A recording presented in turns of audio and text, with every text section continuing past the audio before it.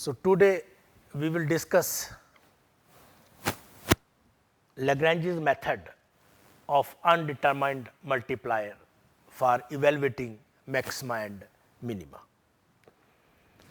So, in last lecture we have discussed how we can evaluate maxima and minima of a function of two variables, where first we have evaluate u x is equal to 0, u y is equal to 0 and then find the value of x and y, then calculate r t minus s square and find the nature, and finally depend upon the sign of del whether we have maximum or minimum. But here in many practical and theoretical problems, it is required to find the maximum or minimum of a function of several variables, where the variables are connected by some given relation or condition known as constraint conditions. Okay. In many practical and theoretical problems, it is required to find the maximum or minimum of a function of several variables, where the variables are connected by some given relation or condition known as constraint conditions. Thus, if f x y z is a function of three independent variables, where x y z are related by a known constraint restriction phi x y z is equal to 0, then the problem of constraint extrema consists of finding the extrema of this function subject to the constraint condition phi x y z is equal to 0. Okay. So, we are going to evaluate the maxima and minima of this function under this constraint condition, where these x y z variables are connected by this relation phi x y z is equal to 0. Now, these type of problems can be solved by these three methods. First one is elimination method, second one is implicit differentiation, third one is Lagrange's multiplier method. Okay. So, we have given u and this one is the constraint condition. Okay. So, what is elimination method? In this method, the constraint condition 2 is solved for one variable, say z, in terms of the other variables x and y. Okay. So, from this constraint condition, evaluate the value of z in terms of x and y, and then z eliminate from f x y z this, and from this we get a function of two variables x and y only. But the disadvantage of this method is that many times 2 may not be solved. This constraint condition may not be solved for z. Okay. And in case of solution also, the amount of algebra will be generally huge. Okay. So, these are few disadvantages of this method. Now, second method we have implicit differentiation. In this method, no elimination like this method, no elimination of variables is done, but derivative are eliminated by calculating them through implicit differentiation, and this method also suffers due to more labor involved. Okay. And third method is, today we will discuss Lagrange's multiplier method. So, we know if u is a function of x and y, then the function is said to have a maximum or minimum if f x 0, f y 0 at a b. For maxima, f x x less than 0, f x x f y y greater than f x y square at a b. For minima, f x x greater than 0, f x x f y y greater than f x y square at a b.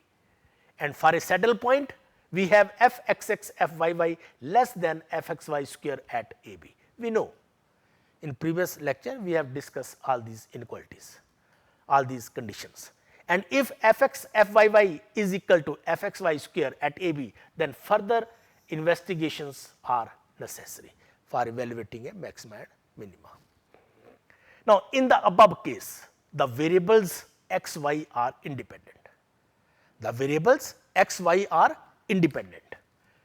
There are several situations where function to be maximized or minimized depend upon variables which are not independent. Here independent. We have evaluated all these conditions, okay, but which are not independent, but are interrelated by one or more constraint conditions. One or more constraint conditions. So, in that situation, we may use this method. We may use Lagrange's method. So, what is Lagrange's method? The very useful Lagrange's method of undetermined multipliers introduces an additional unknown constant lambda. An additional unknown constant lambda known as Lagrange's multiplier. Known as Lagrange's multiplier. So, let fxyz be a function of xyz, which is to be examined for maxima or minimum value. So, let us consider a function fxyz. Let the variables xyz be connected by the relation phi xyz is equal to 0. For fxyz to have a maximum or a minimum value, what are the necessary conditions? Curly f over curly x 0, curly f over curly y 0, curly f over curly z 0. And when these equations hold, then we can write curly f over curly x dx plus curly f over curly y dy plus curly f over curly z dz is equal to 0. Now, from this phi is equal to 0. So, phi is equal to 0, phi is a function of x, y, z. Then how you can define this total differential? Or by taking differential, we obtain curly phi over curly x dx plus curly phi over curly y dy plus curly phi over curly z dz is equal to 0. So, by taking differential, we can find this expression number 3. Multiplying 3 by lambda and adding to third. Multiply third by lambda, parameter lambda, and adding to 2, we obtain curly f over curly x plus lambda curly phi over curly x dx plus curly f over curly y plus lambda curly phi over curly y dy plus curly f over curly z plus lambda curly phi over curly z dz is equal to 0. So, when you multiply third by parameter lambda and adding to expression number 2, we obtain this expression. And this equation will hold good if each bracketed term is equal to 0, because right side is 0. Okay. So, curly f over curly x plus lambda curly phi over curly x 0, curly f over curly y plus lambda curly phi over curly y 0, curly f over curly z plus lambda curly phi over curly z is equal to 0. Now, these three equations together with constraint condition this. Okay. These equations together with constraint condition 1 give the values of x, y, z and lambda, okay, for which the function is maximum or minima, minima. Now, here we have one remark. The above equations can be easily obtained by considering Lagrange's auxiliary function. So, these three equations which we have derived in previous slide, okay, those three equations can be evaluated by considering Lagrange's auxiliary function, and that function is defined by capital F, f x y z is equal to f x y z plus lambda phi x y z, and considering the stationary values of f x y z. The stationary values of this function is df is equal to 0. For stationary values, we have df is equal to 0. df is equal to 0 means curly f over curly x plus lambda curly phi over curly x dx plus curly f over curly y plus lambda curly phi over curly y dy plus curly f over curly z plus lambda curly phi over curly z dz is equal to 0. And this equation holds good if each bracketed term is equal to 0. So, this term is equal to 0, this term is equal to 0, this term is equal to 0, this term is equal to 0. Okay. So, in this way you can find these three equations, and these three equations together with constraint condition, okay, you can find the values of x, y, z and lambda. Clear? Now, we have few advantages and few disadvantages of this method. So, advantages are the stationary values f x, y, z can be determined from 1 and 4 even without determining x, y, z explicitly.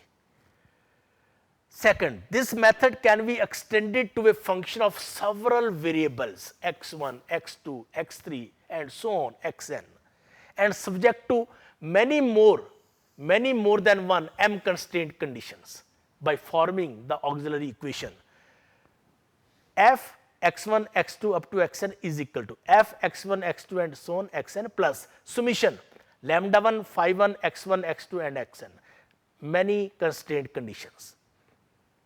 The stationary values are obtained by solving n plus m equations consisting of n equations curly m over curly x I is equal to 0 for I is equal to 1, 2, 3 up to n, and m constraint conditions phi I is equal to 0 where I varies from 1 to m. So, we can find the stationary values, okay, by solving these n plus m equations. Now, we have few disadvantages, and this disadvantage is very important.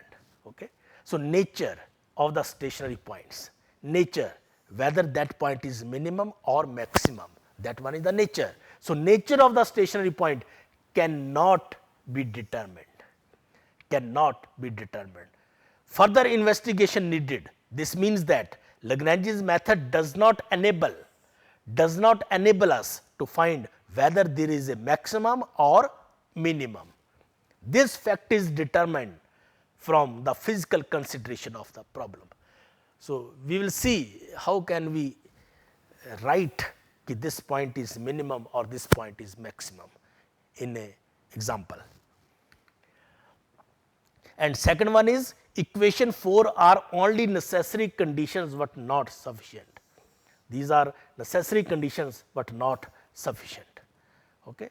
So, equation 4 are only necessary conditions but not sufficient. So, this method is known as Lagrange's method of undetermined multiplier.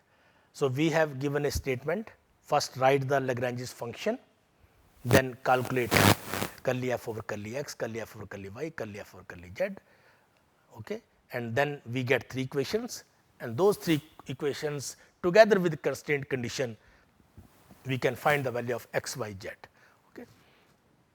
Now, this question is very important. A rectangular box open at the top, is to have volume of 32 cubic feet. Volume of 32 cubic feet. Find the dimension of the box requiring least material for its construction. So, let us suppose x, y, z feet be the edges of the box and S is its surface. X, y, z feet be the edges of the box and S be its surfaces. So, when S is surfaces, here we have given open at the top, okay, then S is x y plus 2 y z plus 2 z x, open at the top. Okay. So, we write here in place of 2 x y, we write here x y, because this surface, this rectangular box open at the top. And one more thing, we have given 32 cubic feet volume. This means x y z is equal to 32. Then write Lagrange's function. Lagrange's function means f is equal to x y plus 2 y z plus 2 z x plus lambda times phi, constraint condition, and constraint condition is x y z minus 32 is equal to 0, means x y z minus 32. Then calculate all these partial differential coefficients, curly f over curly x, curly f over curly y, curly f over curly z, substitute 0 this 0, this 0. Then solve these 3 equations and this equation, these 4 equations. So, multiply third by x and 4 by y and subtracting, we get x is equal to y. We get x is equal to y. The value z is equal to 0 is neglected, as it will not satisfy 2. It will not satisfy this 2. Now, multiply 4 by y and 5th by z and subtracting, we get y is equal to 2z. So, when you solve these 4 equations, we get x is equal to y and y is equal to 2z. This means x is equal to y is equal to 2z, and this result is equal to 4. This result is equal to 4.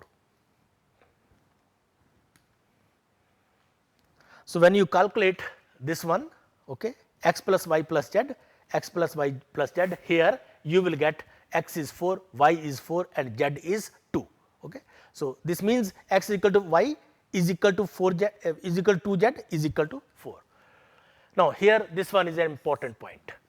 Now, let us see what happened as z increases from small values to a large one, from small values to a large one. When z is small, the box is flat with a large base, showing that S is large. As z increases, the base of the box decreases rapidly and S also decreases. After a certain stage, S again starts increasing as z increases. Thus, S must be a minimum at some intermediate stage, which is given by 4. Hence, S is minimum when x is equal to y is equal to 4 feet and z is equal to 2 feet. So, by considering the physical consideration of the problem, you can write the given function is minimum or maximum at these values. Now, last question,